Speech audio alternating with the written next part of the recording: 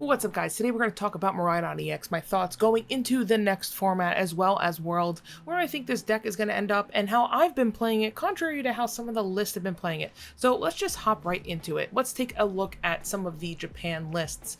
So what I really like about Miraidon heading into the new format is that it feels really versatile. It feels a little bit toolboxy. It's pretty straightforward to play, although there's a lot of room for optimizations to make sure you're always hitting those electric generators. And honestly, it's just a really fun deck. But because of the inclusion of Zekrom moving into the next format, it's becoming like pretty powerful actually, and I think that it has potential to do pretty well. I'm not quite sure if it's a world contender. When it works, it works. It feels super powerful. I feel like it's almost unstoppable sometimes. When it bricks though, it just feels like it doesn't move fast enough. So the thing people were most excited for going into this next format was the Electric engine.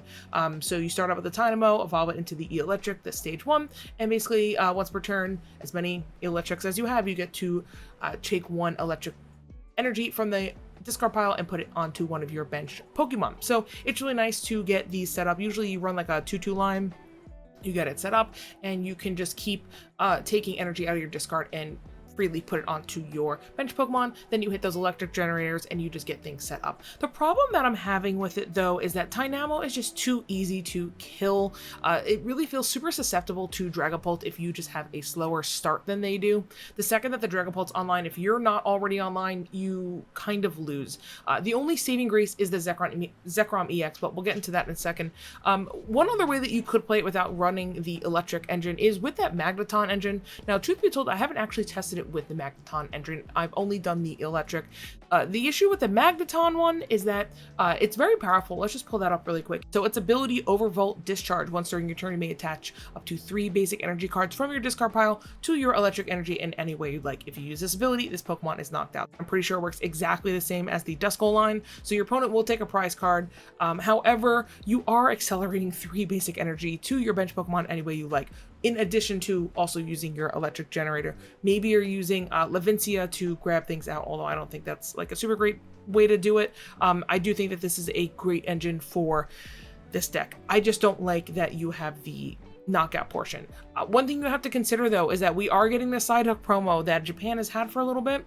This prevents Pokemon from knocking themselves out through an ability. So this will stop your Duskull, this will stop your Magneton.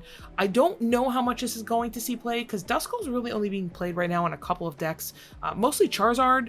I think like the Duskull Dragapult lines kind of died, so I don't really expect to see a lot of the Duskull, which in turn makes me not expect to see a lot of the Psyduck, because other than its ability, there's absolutely no reason to play this. So I do wonder if you could get away with running the Magneton at Worlds without having to worry about being countered. I just don't know how this deck plays with giving your opponent a bunch of, free prizes. I would assume that that means you want to run more counter catchers, although interesting enough, a lot of these lists are still only running the one counter catcher, and they are running the prime catcher as the ace spec, although this one right here is interesting because it's running on Fair Stamp. I have not tested that at all, but this list is also weird because it's running that Iron Valiant card. So this list is a little weird. Let's just hold this off to the side because I think that's not the traditional way to play it. This seems more like a best of one Japanese list. I do like these other lists a little bit more. Some lists are opting to run both of the Electric and the Magneton line. That is a lot of energy acceleration, but they're choosing to drop some of the other tech cards. One other list I did want to bring up that I tried first, this was my first Miraidon list. This is actually from Tricky Jim, Andrew Mahone. He had this list which comprises of the Iron Thorns EX, the Zekrom EX, the Zeraora, and the Tapu Koko. This list is fun, but I don't think this is the best way to play Miraidon. I think at first it was really exciting to be able to finally play that Tapu Koko card. Iron Thorns is nice to be able to slow things down, but I'm going to be real with you, most of the time I just find myself just slapping the Budu in the opening slot and just kind of dealing with it. I don't know. It also shuts off your own abilities, so it's kind of weird to use. Not a huge fan of it. I think I'd rather just have Budu 9 times out of 10. Although, again, I'm not like a huge Miraidon player. I've actually never played Miraidon up until I started testing this deck, so take that with a grain of salt. I just feel like most of the time you're going to want to get your Miraidon up, you want to get your Dynamo and your Iron Hands up like ASAP, and then start accelerating that way. I'd rather just have a Budu and stop my opponent from doing anything. Now, the problem does come into play with that Jellicent. I really like this deck with Iron Bundle, just to get that Jellicent out of the active, and then also not hold up your active slot, and also not give away free prize cards. So honestly, I'd probably cut the thorns and add a bundle, which a lot of these lists are also doing, just to take a look at it. I think you're going to see a lot of bundle at Worlds. I'm also seeing Latias, which I do like. I just feel like every time I play Miraidon, I just kind of feel like my bench gets a little bloaty. So I have to be careful how many 2 prizes I actually choose to play on the board. And that's the other thing too with the Squawk. I sometimes I really like the Squawk, and sometimes I'm just like, I really wish I just nest balled for something else. So the annoying part about Squawk is that you have to commit that nest ball or that ultra ball to get it if you don't have it in your opening hand, versus Miraidon, you can just easily bring out, you know, the Tynamo, bring out the Iron Hands, bring out whatever you want on turn 1. So it's a little tricky with the Squawk. I'm not 100% sold on it. I see why it exists. I'm not a huge fan of it. The other thing that I would change here too is the thing with the Tapu Koko. I really wanted to like this card, honestly. Every time I play it, it just feels like it just doesn't do enough. The whole thing about Tapu Koko is that it's a revenge killer, and I just feel like it's not enough. I'd rather just sit back and maybe throw out the Zeraora, you know, snipe a 2/10, maybe snipe a Fez on a bench or something like that, and just take care of it that way and trade a 1 prizer. I just feel like the Tapu Koko, I could easily put something else in there. I really like having the Mew in here. It's nice for having something to retreat into. That's the other reason why I like Budu as well, is that you have that free retreat Mon that you can promote to the active if something gets knocked out, and then you have an easy way to electric generator to the bench.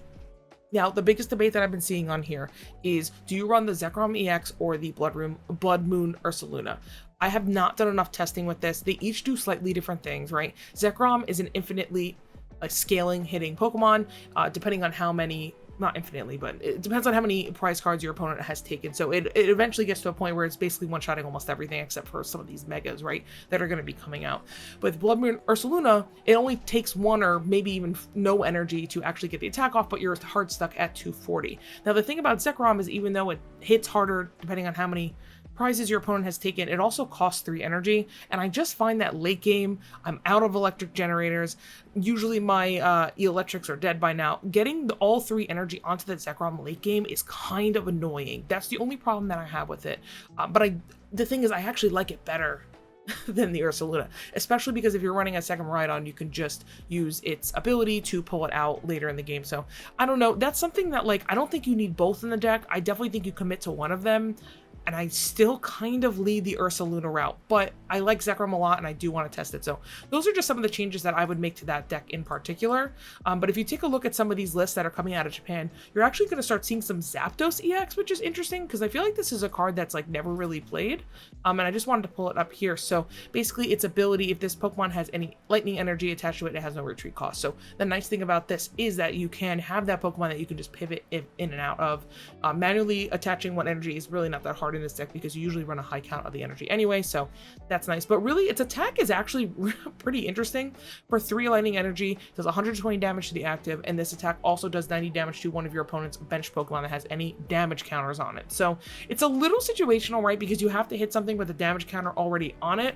And the thing is, like with Miraidon, you're not really playing a lot of Pokemon that just put damage counters on. I mean, realistically, you're probably attacking with Budu, or maybe you're going to hit with an Iron Hands, hit it for like 160 or whatever, and then they retreat, or with the Zeraora, if you hit a Pokemon EX for 210 and then they retreat, or, I mean, I guess if they stay in the active, but it's a little situational, but it's not bad. It's definitely good, and I feel like hitting for 120 and then also sniping to 90 damage on the bench, you can set yourself up for a 3 prize kill with Iron Hands the following turn, right? Or maybe you're getting set up for, if you decide to play that Koko, maybe you can set up a kill for that. I don't know. Again, I don't feel Koko is like super great, but I do find that the Zapdos card, I've never tested with it. I do find that this is a very interesting addition to the list, and I really like that. I just want to go back to the last point that I was making about Zekrom versus Blood Moon Ursaluna. I think I slightly favor Blood Moon because it just feels more consistent and it's easier to just like nest ball or Miraidon for it late game and just get it set up and go. But I do feel like Zekrom is going to be much better going forward because of just the fact that it hits so hard. Looking at these lists, it seems like everybody is running that Zekrom and not running the Ursaluna. There's a couple that are running the Ursaluna as well, but it doesn't seem like anybody's just running the Ursaluna. It seems like if there's Zekrom, you might have an Ursaluna, but if there's an Ursaluna, there's always a Zekrom. I just find that Miraidon is currently a little underutilized, and I think that going to the next format, people are seeing how strong this is going to get, especially with that Air Balloon addition. I think we're going to start seeing some really unique lists and probably something rogue come out of Worlds, honestly. I think it's an archetype that is very powerful when it works, and it's all about finding a way to make it as consistent as possible. You know, there's nothing worse than like whiffing two electric generators and being like, well, I still have 40 cards in my deck and I only have 2 electric generators. Like, I really have to thin the deck out. And I think that that's where a lot of the skill from this deck actually comes from, is finding ways to maximize those electric generators and making sure that you're hitting what you want to hit. The only issue that I found is, at least with the list that I've been playing with, which is like something between what Japan's been playing and something between this, is a lot of the time there's just a lot of things I don't want to discard. Like, I have my Iron Hands in my hand and I'm only running 1, which, by the way, that's probably something I change in my list to make sure I run 2 Iron Hands. But and then I also find that if you have an electric generator in your hand and you want to like research or something like that, it feels the worst, right? Like, you're gonna have to use the electric generator like unoptimally. I'm excited to see how this deck plays going into World, rather. I think it's gonna be good. I could definitely see some like top cutting.